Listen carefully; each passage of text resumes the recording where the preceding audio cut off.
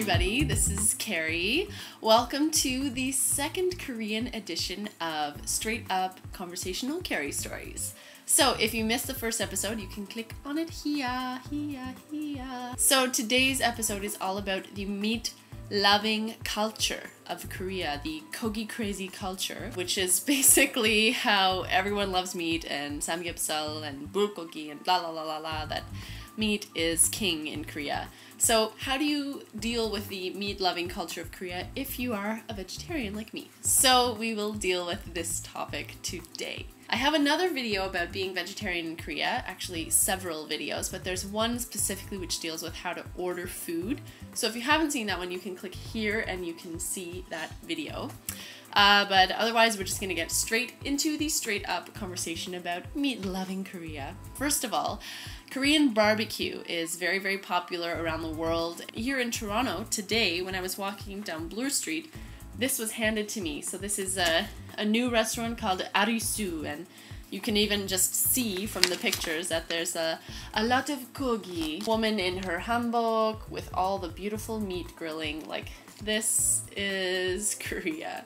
And whenever you walk past a restaurant, you get the smell of the samgyeopsal or the bulgogi or whatever it is. So the Korean barbecue is huge. A few generations ago in Korea, meat was very precious when Korea was a very poor country.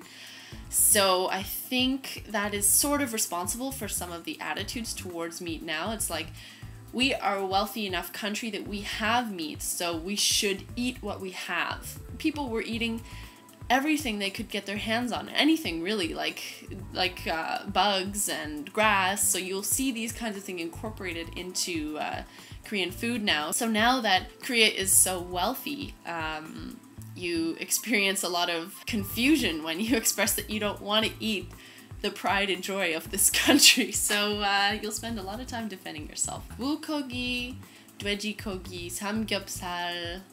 Actually, recently I was checking out the Korean language section of chapters in downtown Toronto, and I found a textbook. It was like slang, it was kind of casually written. So I just kind of was flipping through and seeing if there were any new expressions I didn't know. There was a restaurant page, and right at the beginning of the restaurant page it said something like, yeah, if you're a vegetarian, don't bother coming to Korea because you're not welcome. And I read that and I thought, wow, that's super rude. Because, I mean, it's just kind of shitty to think that you wouldn't be welcome somewhere because you're a vegetarian. But obviously there was something behind that thought, which means it's going to be hard as a vegetarian in Korea. And I won't lie, it's hard.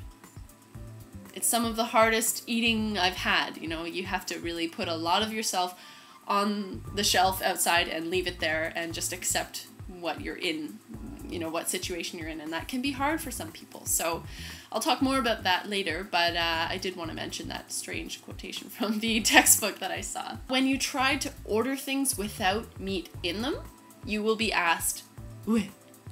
왜 안 먹어? 고기 안 먹어? 치킨? 뭐야? 근데 왜?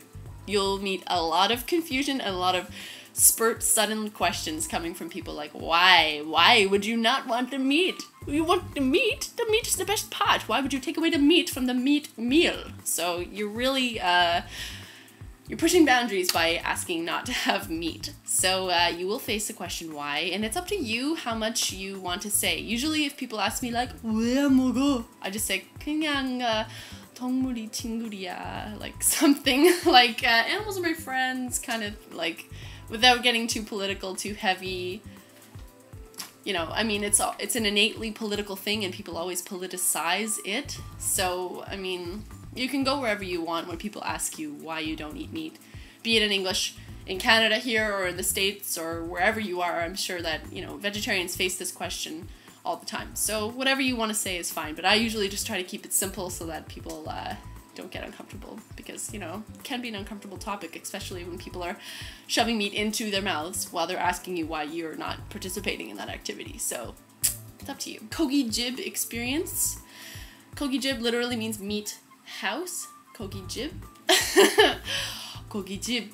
This is a very popular place to go, and basically when you walk in, you will see a bunch of tables with like a hole in the center, and they will come and they'll bring over like coals to put in the table, which will heat up the meat, and then they bring over the meat, and you kind of flip it and fry it yourself. So it's kind of like do-it-yourself meat cooking.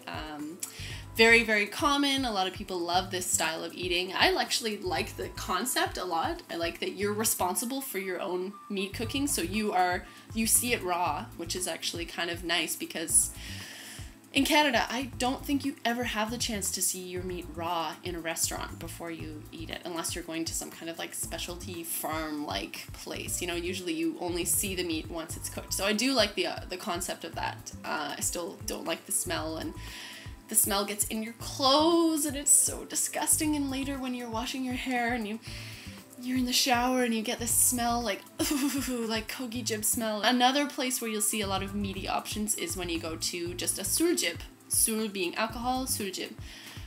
So if you go to a suljib, you'll usually have some sort of side dish when you're drinking your mekju or your somek or playing Titanic or whatever game you're playing. You'll probably have a side dish, because Koreans like to have side dishes when they drink alcohol.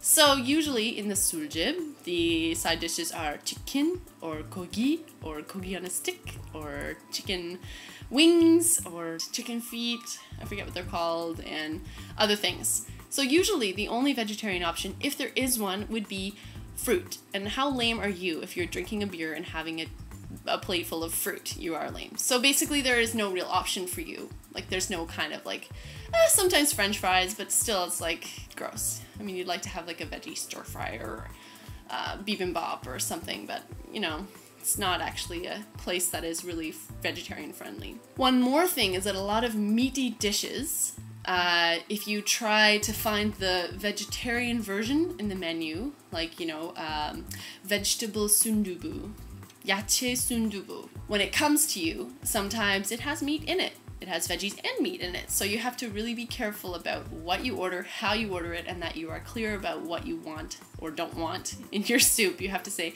don't put the egg, or please give me an egg.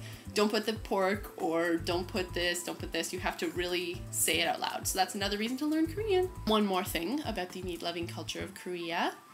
Since I'm such an awesome teacher, sometimes I reward my students by saying, I'm going to take you guys out for a meal. You were so good this semester.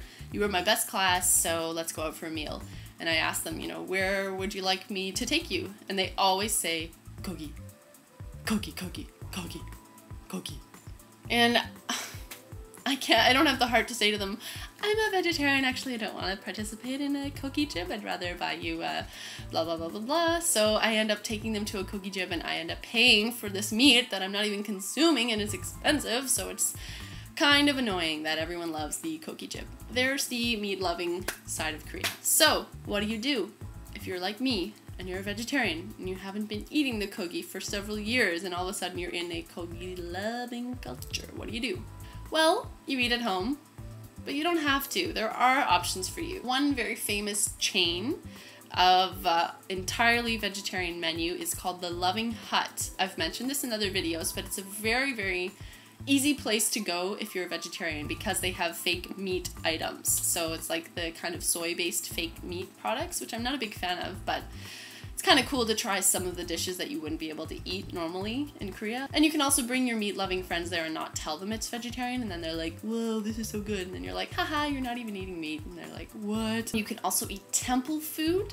By temple food, I mean you can visit temples. If you say I'm a vegetarian, sometimes they will be sympathetic and they will bring something for you, such as like pajan, like onion pajan, or makgeolli, which happens to be a vegetarian. So if you ever go to a temple and you're wondering, does this have meat in it? It probably doesn't have meat in it, so you can try that. You can also eat tons of side dishes. Everybody knows that Korean food generally comes with, you know, a ton of side dishes all over the table, and you can kind of pick and choose at those. And if you don't know if it's meat or not, or fish or not, you can ask a friend like, hey, why don't you try that for me? And then they'll tell you what it is, and then you can kind of, you know, eat all the japchae or something, and you can fill up on rice and japchae, and I can promise you I've done that more than I can count on my hands, the many times that I've eaten japchae and rice as my meal.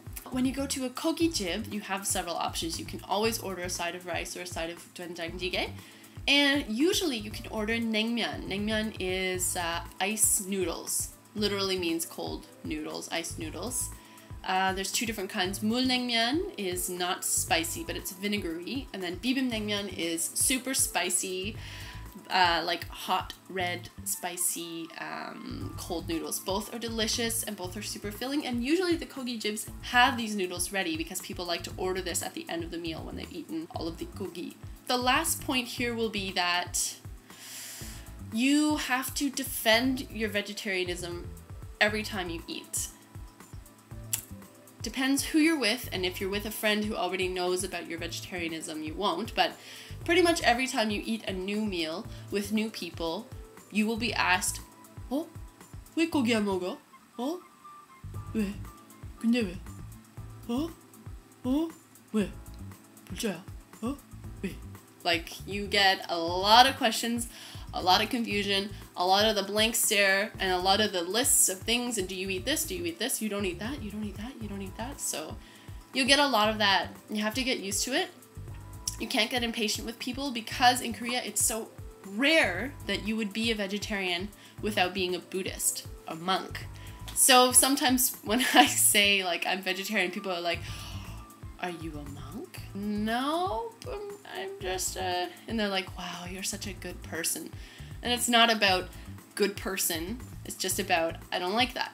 I like to eat this instead. So you really have to kind of think carefully about how you answer people, because they're not asking because they don't agree with you. They're just asking purely out of curiosity and the fact that they probably never met anyone in their life who's vegetarian. And I've been told that dozens of times by people that I meet. They go, "Wow, you're the first vegetarian I've ever met." So, I've ever M-E-A-T. Just be aware that you will defend and explain thoroughly your vegetarianism regularly. So that's basically all I wanted to cover in this video. If you're a vegetarian and you've had an experience in Korea, please share a comment of your own little story down in the comment section below. If you have another idea for the Sucks video series, please post it as a comment here or send me a tweet at Expatkerri. And please visit my blog at expatkerri.com. So thank you for watching, please subscribe, and see you in the next Sucks video. Bye! Bibimbnaengmyeon. I actually read just recently when they eat alcohol, or I mean drink alcohol. Google up the samgyeopsal in this country. By this country, I mean Korea. Lots of kogi for you.